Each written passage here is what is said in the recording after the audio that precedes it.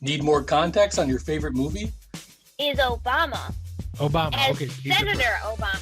Ever wonder why they did or didn't do that thing or include that scene? This is prime. This is Freddie. quality entertainment. Check out Gutsy Media Podcast as my friends and I take a deep dive into everything from blockbusters to indie films. The weakest apple cider bitch beers. Follow us on Twitter, Facebook, Instagram, and YouTube. That's Gutsy Media Podcast for everything movies. Do you miss hanging out at bars with a friend? Cream ale. Do you miss those two friends of yours that would always end up drinking too much, leading to discussions about political philosophy? If so, then we have a podcast for you. When they nuked the Capitol, that was bad. I'm Aaron. And I'm Jake. Join us at the tavern for a pint, a few laughs, And some nonsensical discussions. I will say neither of us are constitutional lawyers. A political podcast for the unencumbered political mind. Search for the Bull and Moose Tavern on your favorite podcast streaming service today. He managed to make Trump look good on something. It's bad. The following is a DFAT Entertainment Podcast, recorded and edited by Jake Duell.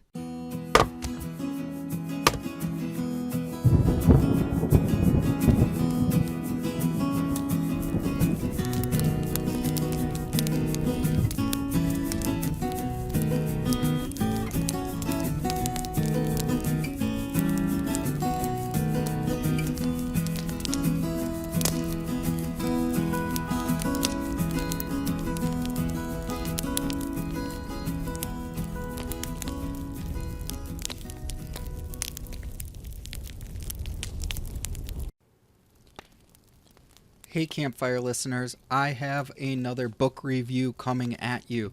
This time it is Appleseed by Matt Bell. It just came out this month on July 13th, 2021.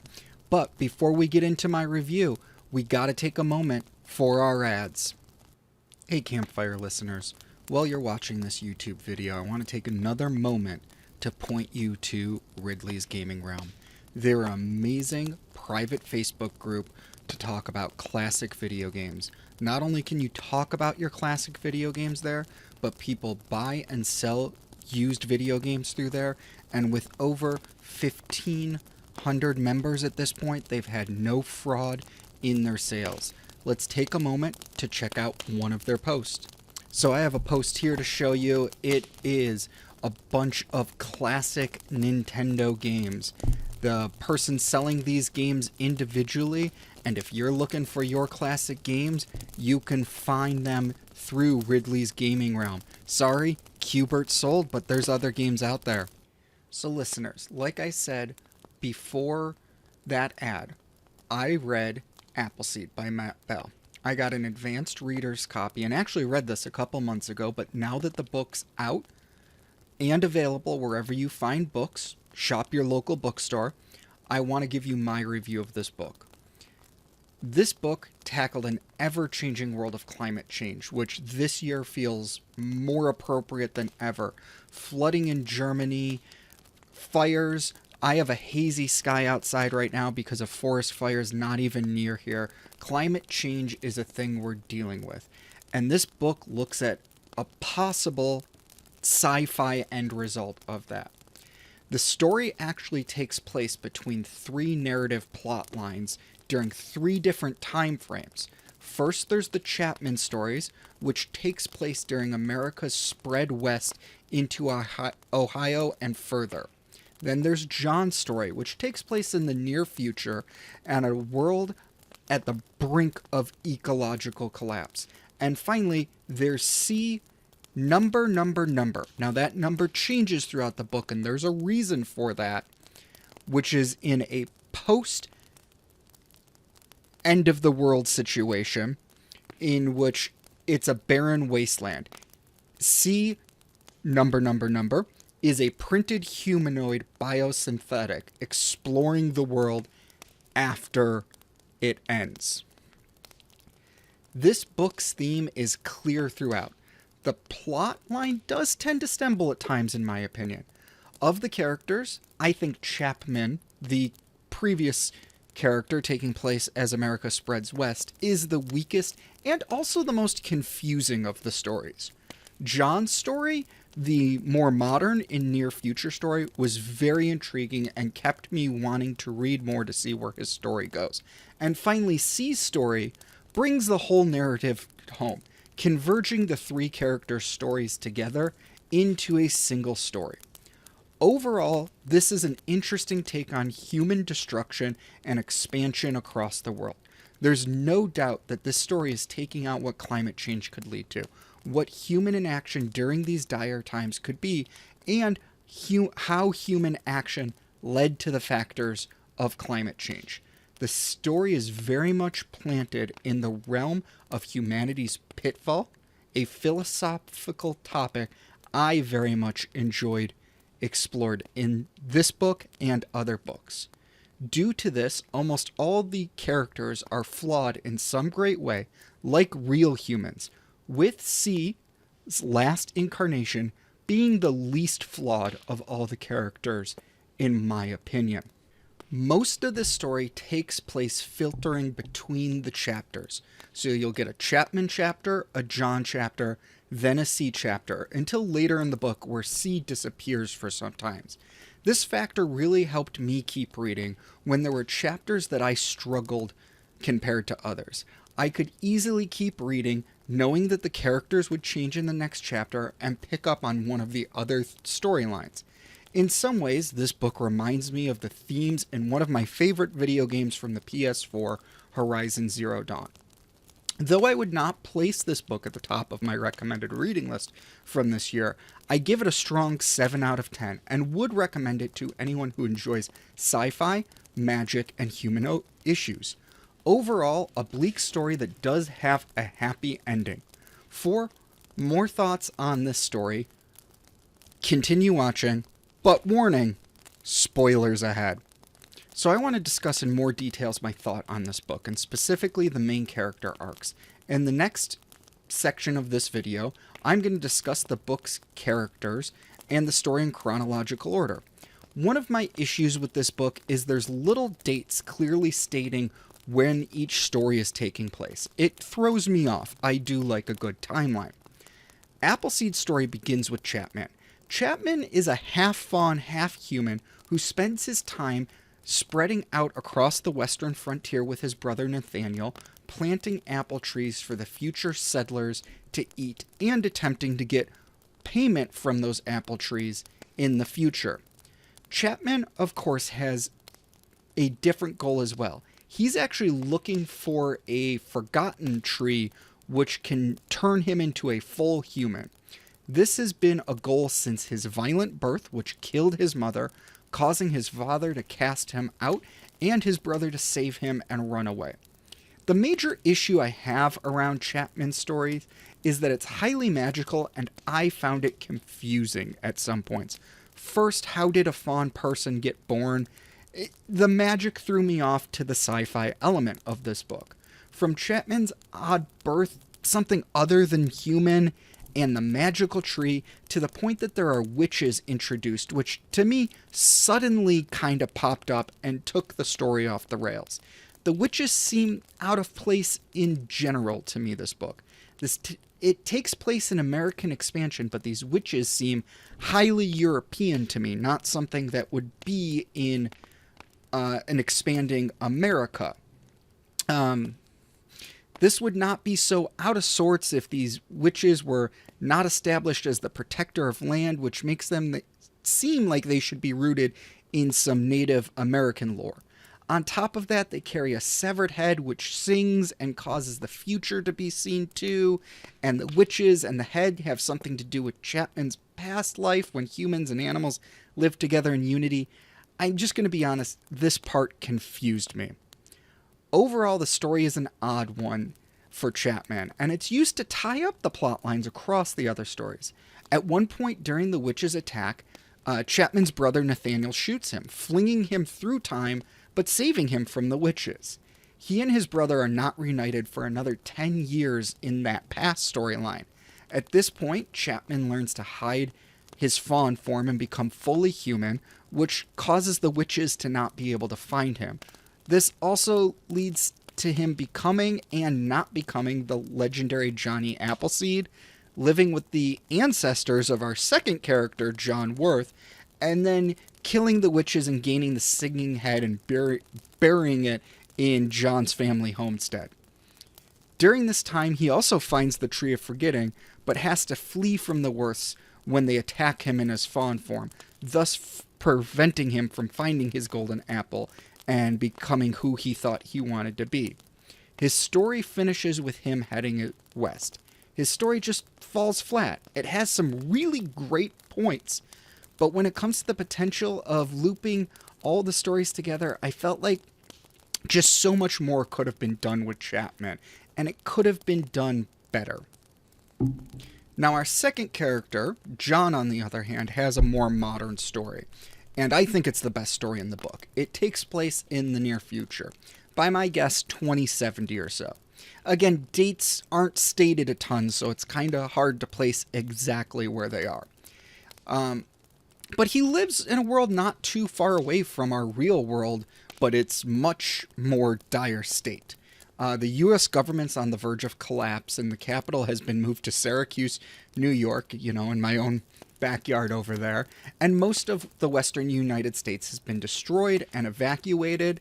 Most of the animals have gone extinct, and the company called Earth Trust controls most of the world's food supply via their genetic modified crops.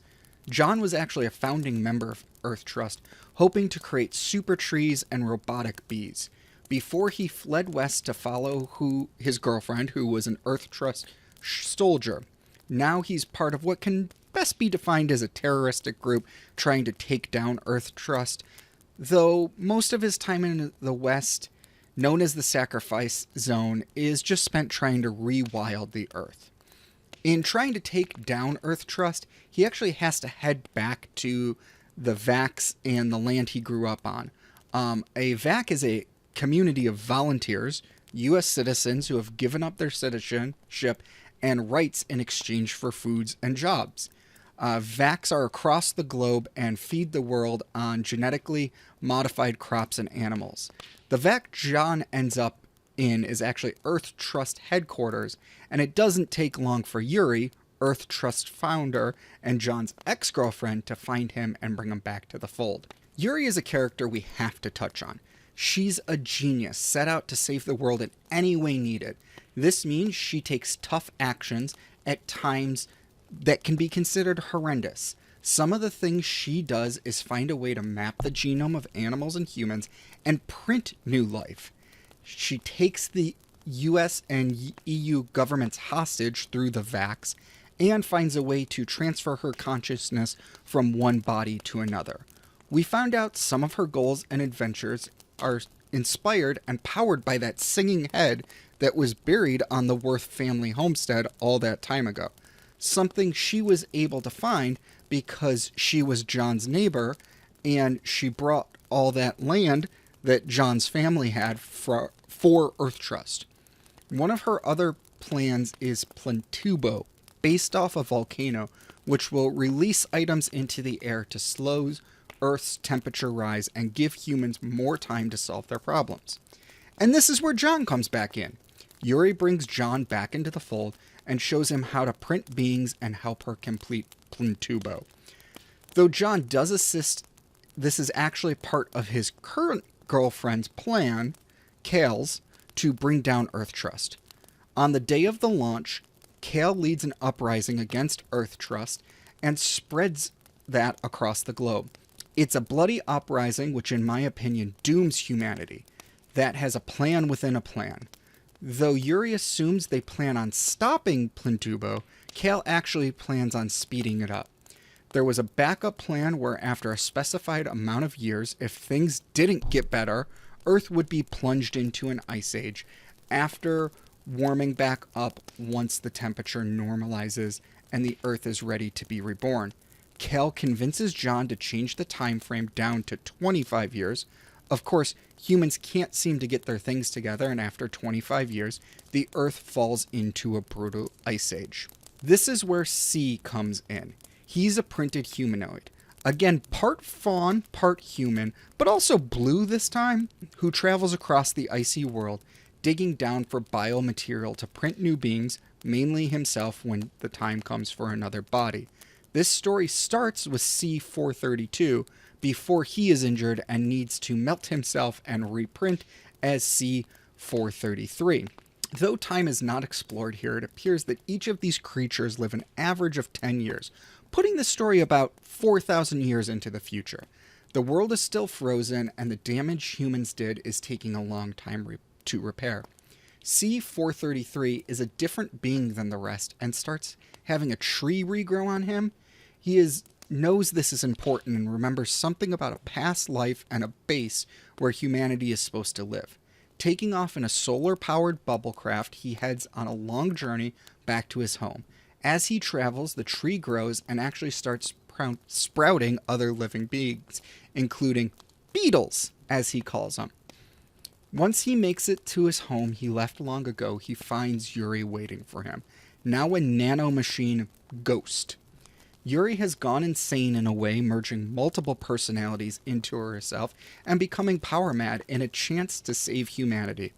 Even though her end goal is still noble, her methods are now more questionable than ever, to say the least. This is when it's revealed that C-433, or that's what he is now, was John at one point a long time ago. He was another printed John, actually. It turns out that John and Yuri lived in this base waiting for the chance to restore the world. After a long time, John and Yuri's goals diverged, and John printed multiples of himself, setting them out into the world to start preparing the world and collecting samples. C-433 is one of these Johns, and the only one to ever return, and is life reborn.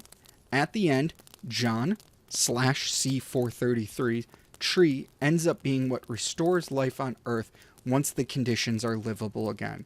This was not Yuri's plan, but it is how everything ended. I think my greatest issue around this book is it has great bones, and it's a decent book. I just don't think it's amazing. Some of the plot lines remain too confusing, and some of the hops in the storytelling to me did not make sense. The pull-in of magic to bring the story together just didn't play out well for me. I loved the themes of this book, from the dangers humanity present to our habitat, to the problems with megacorporations, to the themes of trees and life. We must remember that Adam and Eve were corrupted by a tree of knowledge in the garden. Chapman hunts for a tree of forgetting, and in the end, a tree intertwined with a human is what restores life on Earth. I am left with one major question, one that's not clearly answered through this book. Were Chapman, John, and C all the same person, but just various versions of Chapman when he was stuck in that time tunnel for 10 years? So, Campfire listeners, check out Appleseed by Matt Bell and have a great